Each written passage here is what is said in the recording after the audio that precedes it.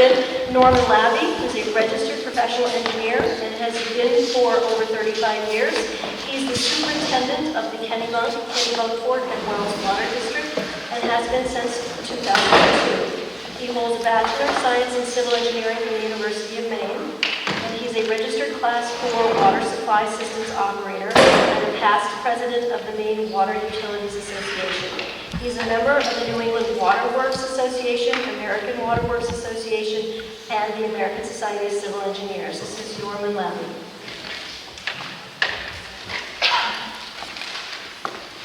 Thank you, Jane. And thank you, Judy, earlier for explaining the process. It saved me a couple minutes on my talk so I can spend the time talking about more important things. I'm with the Kennebunk Port and Wells Water District. Been with them for 32 years.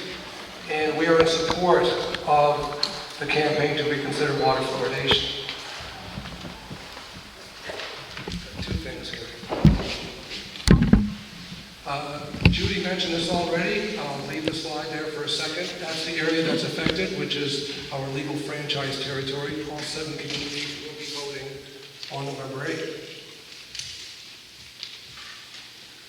The Water District has a position it took in 2014 on the water fluoridation issue. And the summary paragraph of that statement is here. We have a handout at the back of the room with a complete statement. And in summary, the district feels that this is about more than the statistical reduction of cavities in the general population. It's about unintended consequences, ethics, mass medication without a sensible dosage methodology, and about the safety of the district's customers and its employees. To better understand our perspective, you have to know us a bit. Why are we taking this position? We are not a typical utility. We have a mission statement. Our mission is to provide the highest quality of drinking water and customer service at the most reasonable price. Even though we are a non-profit water utility, we operate as a for-profit with respect to running efficiently and staying ahead of regulations and proactively replacing facilities at a rate that's actually faster than anyone else in the state with respect to water mains, etc. With respect to our mission statement, adding fluoridation chemicals does not improve water quality, thus it's contrary to our mission. It's the only chemical we add that has nothing to do to improve water quality. And we're a little confounded as to our position here, a little frustrated, because according to the USA Safe Drinking Water Act, it states that it prohibits the deliberate addition of any substance to drinking water for health-related purposes other than for the disinfection of the water. So here we are adding something in compliance with it and not in compliance with that. So as water operators, we're a little confounded. So here we are adding the chemicals. We tried different forms of fluoride. Some were from China, some were from Japan, some didn't dissolve, some had high levels of toxic substances. So we settled on hydrofluosilicic acid, which is the acid that's used by most water utilities in this country. Notice the label on it. Okay, basically do not take internally, warning, danger, poison. It is full strength, I'll give it that.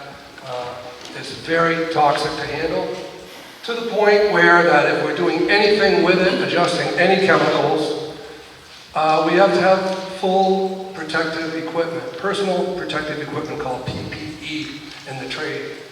And that includes full rubber gear, breathing, facial. Notice the eye wash station in the back. The only chemical in this room is fluoride. Fluoride is fairly corrosive. That's stainless steel, 14-year-old stainless steel switch plate and handle, stainless steel.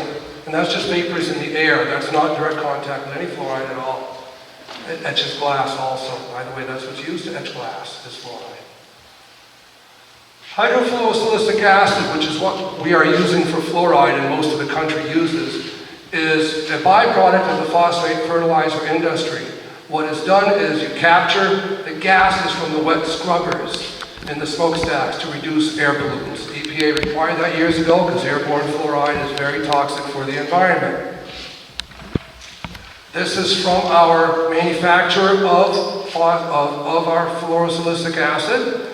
Solvay company in North Carolina. It is American made, if that gives you any peace of mind.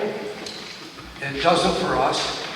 But this is how it's made. You simply take phosphate rock or fluorspar, fluor meaning fluoride. You mix it with sulfuric acid. The gases that come off are scrubbed in the tower before it goes into the environment. You get a dilute solution of fluorosilicic acid.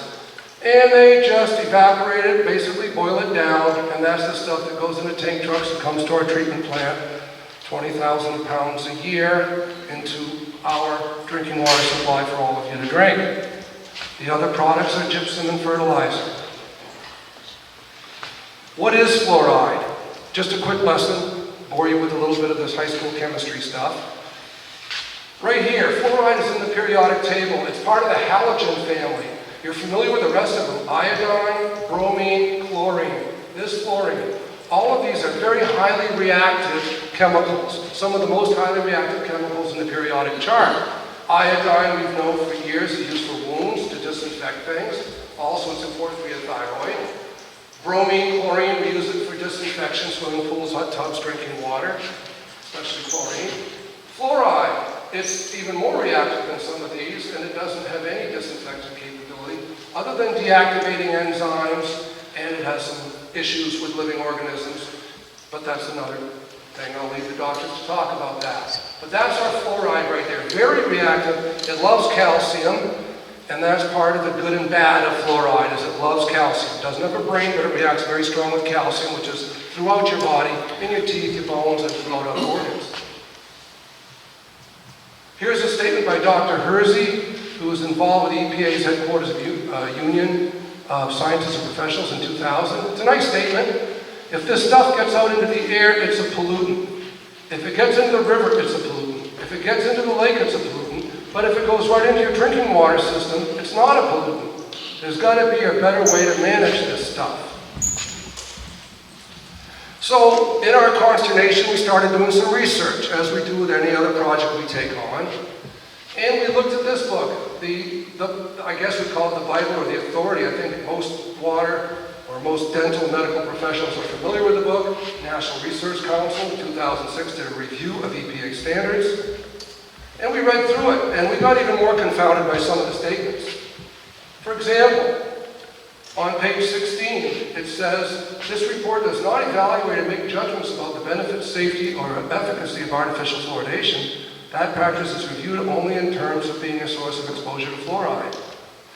That was sort of a mind-bending statement for us, thinking that everybody's referring to this statement as, this book as the authority on the addition of fluoride. Also, the page is missing, but it's in there. Last minute editorial thing. The EPA does not regulate or promote the addition of fluoride to drinking water. It is in there. And as you see below, it does not regulate or promote the addition of fluoride to drinking water. Once we researched further, if it did, it would be in violation of its own Safe Drinking Water Act, so it can't. But if we add too much, if we exceed the secondary maximum contaminant level, or the maximum contaminant level, MCL, we have to notify the public, and we're in violation. So they don't promote it or regulate it, but we're regulated. The same people that regulate us for everything else regulate us for fluoride, but it's not admitted here. So there we are, stuck in the middle again as a water utility. What do we do? Well, we know that toothpaste is the best way to go. From what we've seen, we've studied it, topical application of fluoride seems to have some benefit because fluoride wants to react very strongly with calcium. So put it on your teeth. So let's check fluoride. Well, it looks like the toothpaste people have themselves covered too, not just EPA, but the toothpaste people. Because if you look at the tube, there's a warning. We all know the warning there. If more than used for brushing is accidentally swallowed, get help, or get medical help, or contact the Poison Control Center right away. Right away. We did the math. If you take that pea-sized amount of fluoride, put it on the toothbrush, it's about 0.25 to 0.3 milligrams of fluoride. And if more than that is swallowed, you are instructed, as it says on the tube, to contact Poison Control Center right away. On every tube of fluoridated toothpaste, it says that. But 2 8-ounce glasses of our fluoridated water, there's more than 0.3 milligrams of fluoride. 2 glasses of water, roughly this amount. If we took the tap and filled this up with our water, you'd have more fluoride in your body than you would if you ingested a pea-sized amount of fluoride of toothpaste, in which you're supposed to call a poison control center. Most people drink 6 to 8 glasses of water a day. Do the math, 4 or 5 pea-sized dabs of toothpaste every day. Just get on that phone, folks. Now, does that make sense? Okay, there's more to this. Fluoride is most effective applied topically to the teeth. They might doubt me, some people up front, the professionals, but it's a fact. EPA says it, Centers for Disease Control said it. In American Dental Association Journal front cover page article by Dr. Featherstone a few years back, they said it. Everybody agrees, apply it to the teeth. Ingesting it does nothing, especially for adults. It does nothing for you, and that was stated by a dental professional at our forum on October 12th. There's no benefit for adults to swallow fluoride. Topical is the only benefit, and even that is questionable, but I'd say I'm open to it as benefit because I saw the reaction. And I would have had those slides, but no time for that tonight. It's also mass medication without a sensible dosage methodology. How much water you drink tells you how much fluoride you ingest. Knowing all the time, you should just rinse it in your mouth and spit it out because that's the benefit, is on your teeth. But if you're going to drink 6 or 8 glasses a day, what happens there?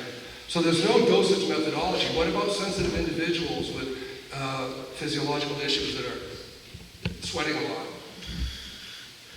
This is sort of an example. What's your prescription? I mean, it's a drug. It's prescribed in other ways. Every other drug is prescribed, but not this one. Water utilities added. Non-medical water utility people added your water.